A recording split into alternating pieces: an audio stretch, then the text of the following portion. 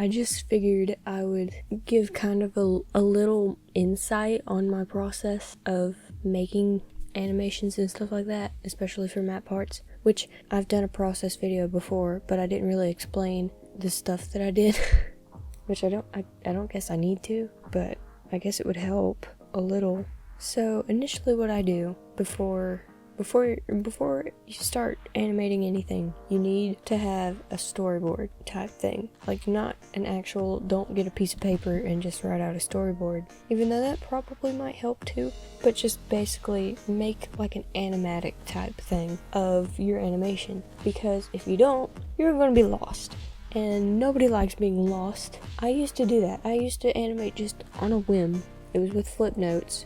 Flipnote is what started my whole animation whatever, because I've always kind of liked animation, and when I got my DSi in middle school, I was like, yes, but now I can animate pixels. I smell icing.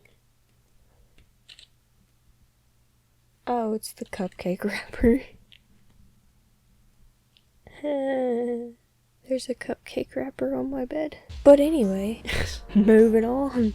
So I just get a basic first draft done, and I didn't show anybody this. By the way, this is the first time it's going to be out in the public, because I hated this first draft. I hated it, and I just didn't want to show anybody because it was just kind of like, everybody else's parts look so much better. I need to make this look better. So I did, of course, in the second draft. Now the reason these first two drafts first few drafts don't have the second part is because I didn't take both parts at the same time. I was working on part 7, and then when nobody took part 8, I decided to take part 8 because the cutoff at the end of part 7 kind of bothered me. So I just took part 7, took part 8 too, and yeah. So I kind of storyboarded that too. I guess all my sketch parts are storyboards, and ew, my chest hurts. And I don't usually line anything until I get all the sketch done. All the sketch. Freaking stop touching the wall. Your heck. I hear birds. I like birds. Where was I? Oh, so I storyboarded the last bit. I kept tweaking and fixing and redoing the last few parts of the second part and like the last little bit of the first part, because it just wasn't sitting well with me, and I was like, ew. But then eventually I settled on something. Now usually I don't just go straight into lining, but like I don't think I made, or maybe I did, I don't think I made many in-betweens when sketching. I just kind of went for it with the lining process, which probably isn't that good of an idea. You might want to just sketch the in-betweens before you go into it, because you never know, you might get proportions wrong and whatever, but I went straight into lining. Now, pro tip for beginning artists, or not beginning artists, beginning animators, or just animators in general. It doesn't really matter what your proficiency level is, I guess you'd say. But this is a tip I learned from Tennille Flowers when she was making her Soldier Poet King meme. And yeah, she just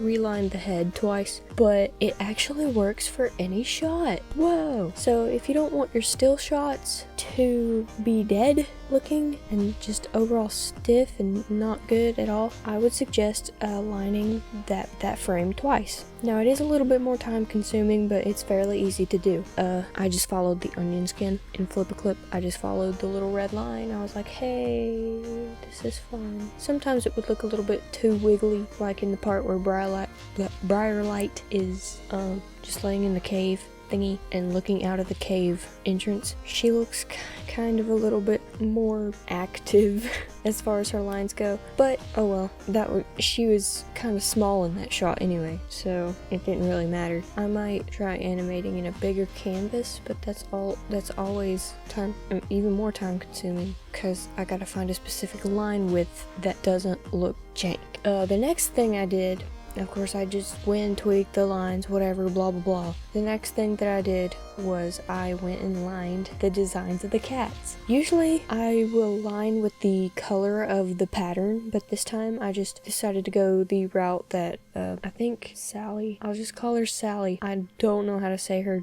username. It's like Sagutoyas or something. I'll just call her Sally. I don't know her personally, but a lot of people in like the animation warriors community thing know who she is, and she signs with the name Sally. So, but yeah, I saw a lot of her animations, her warriors animations, whatever, or animations in general. The designs of the characters were lined in the same color of the line art, and I was like, I'll try that, and it did make it fairly easier to line the designs, and it looked kind of more aesthetically pleasing anyway. So I just went that route, and then of course I paint bucketed everything and tweaked stuff, and then made the backgrounds in Procreate. There's not much to say about the backgrounds. I just painted them.